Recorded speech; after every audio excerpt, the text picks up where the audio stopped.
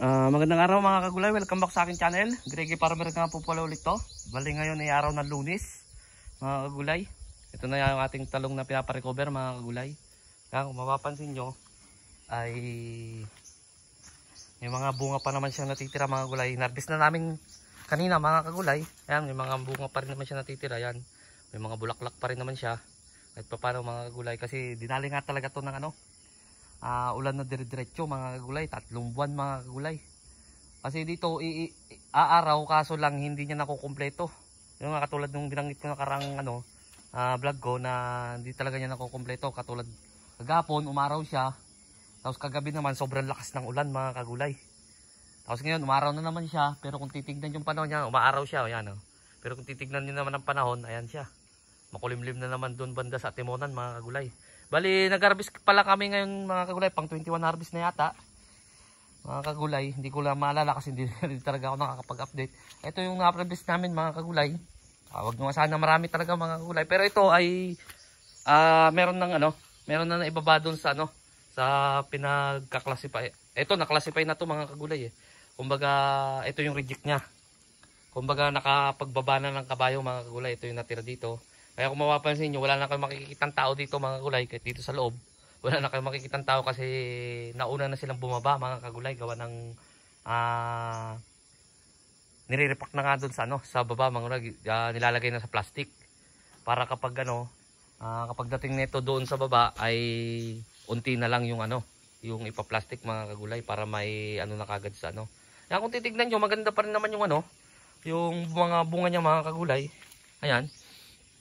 Magaganda pa rin naman yung mga bunga niya mga kagulay. 4 na buwan na to mga kagulay sa 4. Ayan siya. Ayan. Ayan siya mga kagulay. Ayan na ngayon magkakarga. Nasalubong mo yung mga Oo. Makakapag ko pa sa sako sa ibabaw. Tamo ko hindi ko dinala. Ayan mga kagulay. Ito na yung magkakarga.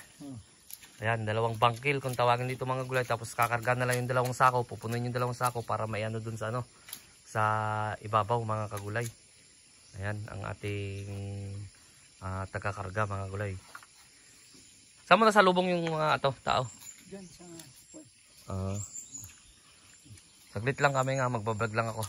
Sige, una-una ka na lang Ayun, nakiusap lang ako kasi sa katutulungan ko siyang magkarga mga gulay. Bale, ito lang yung reject niya mga kagulay. Ayan. Yung mga reject naman niya mga kagulay, hindi naman yung totaling uod mga kagulay. Yung mga ganito lang Meron yung mga may uod mga kagulay, hindi ko naman tatanggi katulad nito. Ayan mga kagulay, meron may uod. Hindi naman natin mawawa 100% na walang uod talaga mga kagulay. Ayan, may uod yan. Pero ang kasagaran, ganito. Ayan yung mga naiiwan na hindi nakikita. Ayan. Yan mga kagulay. Yan siya, bali ito. Unti na nga lang ang bunga, pero pinaparecover natin kasi 4 na buwan pa lang naman to.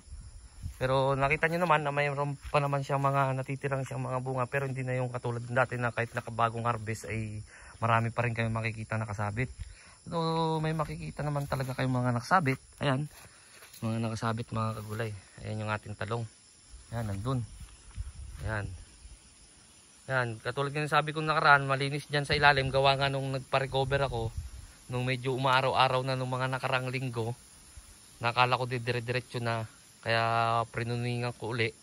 Kung tinanggal ko na yung mga hindi kailangan na dahon, yung mga magugulang na o kaya may tama ng punggos. Kaya makikita nyo dyan sa ilalim ay malinis. Ayan. Ayan siya. Ayan ang ating Calixto F1. Kung naman, bulaklak, meron naman siya mga bulaklak mga kagulay.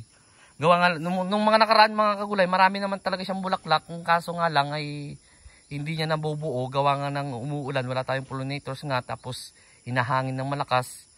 Kaya nga makikita nyo talaga ay merong mga tali na ng straw dyan mga kagulay. Hindi pa to.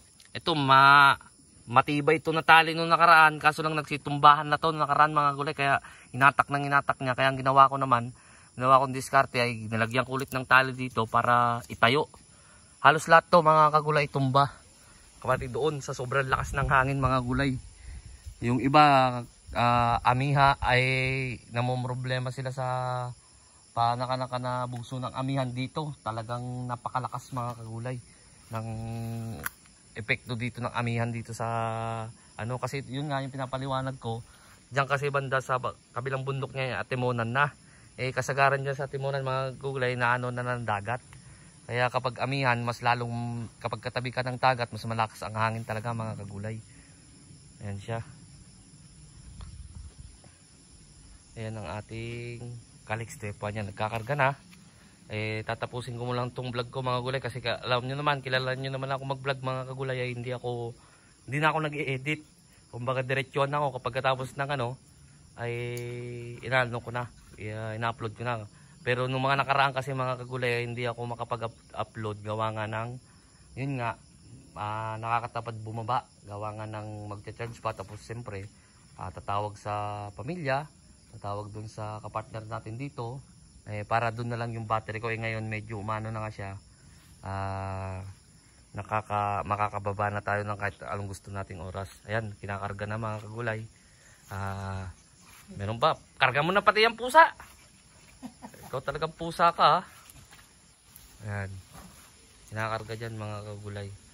Ang mga nakakarga naman yan mga kagulay nasa 140. Kasama yung dalawang ano, 140 to 150. Kasama naman yung dalawang sako sa ibabaw mga kagulay. Mga gano'n na nakakarga na ito, isang kargahan. Kasi naka-isang karga naman kagagay ng mga kagulay. Hindi ko naman pwedeng dayain. Naka-isang karga lang naman talaga mga kagulay.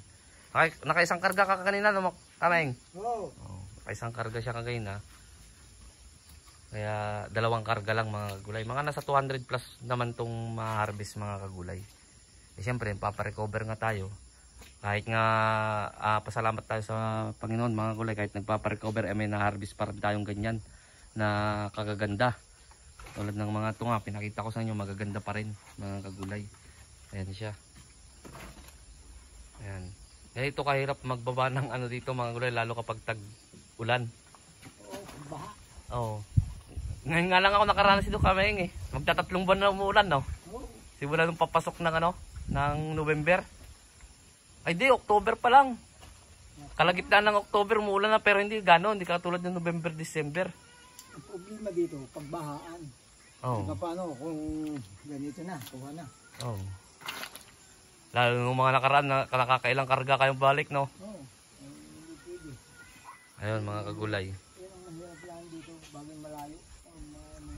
Balik kasi ito mga kagulay, 30 minutes talagang pagbaba mga kagulay. Kaya ayun nga, nakapapagastos din tayo sa ano. Pero okay lang yun, basta medyo may kamahalan naman ng talong. Okay lang naman yun mga kagulay. So hanggang dito na lang ako siguro mga kagulay. Bago pa lang sa munting channel ko, huwag niyo kalimutan mag-subscribe. Click niyo na rin po yung notification bell para updated kayo lagi sa gagawin kong video tungkol dito sa pagtatanim ko ng ano, lalo dito sa pagpaparecover ko.